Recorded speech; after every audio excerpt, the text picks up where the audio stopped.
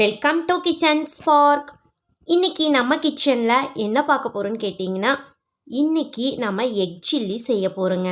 சாப்பிட்றதுக்கு ரொம்ப ரொம்ப டேஸ்ட்டாக இருக்கும். சிக்கன் சில்லி, ஃபிஷ் ஃப்ரை அந்த மாதிரி நாம் இன்றைக்கி எக் சில்லி செய்யலாம். சாப்பிட்றதுக்கு ரொம்ப டேஸ்டான இந்த எக் சில்லியை எப்படி செய்யலான்னு பார்க்கலாம். அதுக்கு முன்னாடி இன்னும் நீங்கள் நம்ம சேனலை சப்ஸ்கிரைப் பண்ணலைன்னா சப்ஸ்கிரைப் பண்ணிடுங்க. அப்படியே பக்கத்தில் இருக்கிற பெல் ஐக்கானை கிளிக் பண்ணிடுங்க. இன்றைக்கி நம்ம சில்லி செய்கிறதுக்கு 4 முட்டை எடுத்துக்க போகிறோம். வேக வச்சுருக்கேன். இதை பார்த்திங்கன்னா நீல வாக்கில் நம்ம கட் பண்ணி எடுத்துக்கலாம். பாருங்கள், இந்த மாதிரி கட் பண்ணி எடுத்து தான் நம்ம சில்லி போட போகிறோம். ஸோ எடுத்து வச்சு நம்ம 4 முட்டையுமே இந்த மாதிரி கட் பண்ணி எடுத்துக்கலாம். பாருங்கள், எல்லாமே கட் பண்ணி எடுத்தாச்சு, இருக்கட்டும். நெக்ஸ்ட்டு பார்த்திங்கன்னா நம்ம ஒரு சின்ன பவுல் எடுத்துகிட்டு 1 டேபிள் ஸ்பூன் அளவுக்கு மைதா எடுத்துக்கலாம். 2 டேபிள் ஸ்பூன் அளவுக்கு பார்த்திங்கன்னா கார்ன்ஃப்ளவர் மாவு எடுத்துக்கலாங்க. நெக்ஸ்ட்டு பார்த்திங்கன்னா 1 டேபிள் ஸ்பூன் அளவுக்கு சில்லி பவுட்ரு எடுத்துக்கலாம். இதுலேயே உங்களுக்கு உப்பு, காரம் எல்லாமே ஆட் பண்ணியிருப்பாங்க. ஸோ எதுவுமே ஆட் பண்ண அவசியம் இல்லை. இதை நல்லா கட்டிகள் இல்லாமல் தண்ணி ஊற்றி நம்ம கரைச்சி எடுத்து வச்சுக்கணும். பாருங்கள், நல்லா நம்ம கரைச்சிட்டே இருக்கிறப்ப கட்டிகள் இல்லாமல் வந்துடும். அவ்வளோதான், பாருங்கள், இருக்கட்டும். இந்த மாவும் இருக்கட்டும்.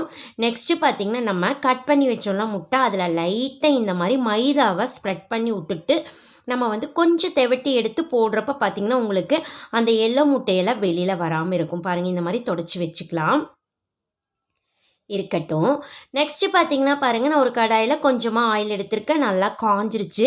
இப்போ பார்த்திங்கன்னா நம்ம மைதாவில் கோட் பண்ணினதை இந்த மாதிரி நம்ம கரைச்சி வச்ச மாவில் எடுத்து போட்டு எடுத்துக்கலாம். பாருங்கள், நனைச்சி ஃபுல்லாக கவர் ஆகிற மாதிரி நனைச்சி எடுத்து போட்டுக்கலாம். அவ்வளோதான், பாருங்கள், நான் எல்லாமே போட்டுட்டேன். கொஞ்சம் நேரம் கழிச்சதுக்கப்புறம் 1 தடவை 2 தடவை நல்லா திருப்பி போடணுங்க. எண்ணெய் கொஞ்சம் நுரை இறங்கினதுக்கப்புறம் திருப்பி போட்டுக்கலாம். நல்லா உங்களுக்கு கிறிஸ்பியாகவே கிடைக்கும். நல்லா மொறு மொறுன்னு வரும். பாருங்கள், நல்லா பொரிஞ்சு வந்துருச்சு பாருங்கள். அவ்வளோதான், பாருங்கள், நல்லா செவந்துருச்சு. நாம் இப்போ எடுத்துக்கலாங்க. அவ்வளோதான், எக் சில்லி இந்த எக் நம்ம பொரிச்சு எடுத்தாச்சு. இருக்கட்டும். நெக்ஸ்ட் பார்த்திங்கன்னா இது ரொம்ப ட்ரையாக இருக்கிறனால சாப்பிட்றதுக்கு நம்ம கொஞ்சம் சாஃப்டாக இருக்கணுங்கிறதுக்காக கொஞ்சம் ஒரு கடாயில் ஆயில் போட்டுட்டு ஜீரகம் தாளிச்சிக்கலாங்க.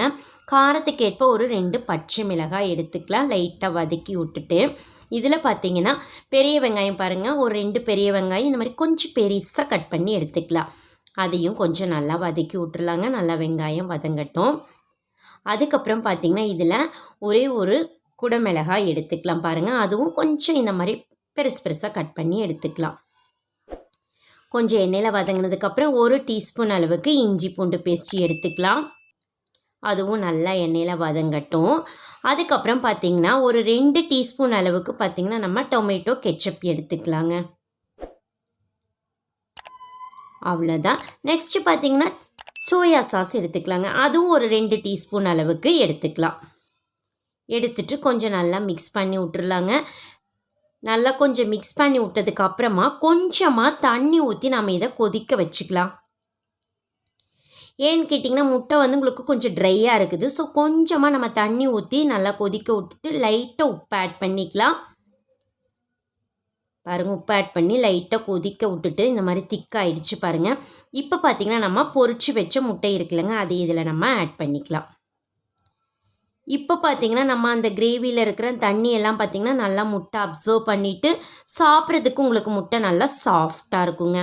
பாருங்கள், எல்லா தண்ணி எல்லா கிரேவி எல்லாமே இஞ்சி நல்லா உங்களுக்கு உதிரி உதிரியாக முட்டை சில்லி கிடச்சிருச்சுங்க. அவ்வளோதான், பாருங்கள், எடுத்துக்கலாம். இப்போ நாம் இதை பார்த்திங்கன்னா சர்வ் பண்ணிக்கலாங்க. ஒரு பிளேட்டுக்கு மாற்றிக்கலாம். பாருங்கள், நல்லா கலர்ஃபுல்லாக ரொம்ப சூப்பராக நம்மளுக்கு எக் சில்லி தயாராகிடுச்சுங்க. குழந்தைகள்லாம் நல்லா விரும்பி சாப்பிடுவாங்க. நீங்கள் இந்த மாதிரி செஞ்சு கொடுக்கலாம். ஆனியனு குடமிளகாயெல்லாம் போட்டு வச்சு சாப்பிடலாம். ரொம்ப ரொம்ப டேஸ்ட்டாக இருக்குங்க.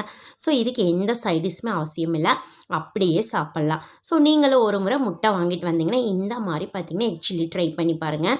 சாப்பிட்றதுக்கு ரொம்ப டேஸ்ட்டாக இருக்கும். ட்ரை பண்ணி பார்த்துட்டு எப்படி இருக்குதுன்னு மறக்காமல் கமெண்ட் பண்ணுங்கள்.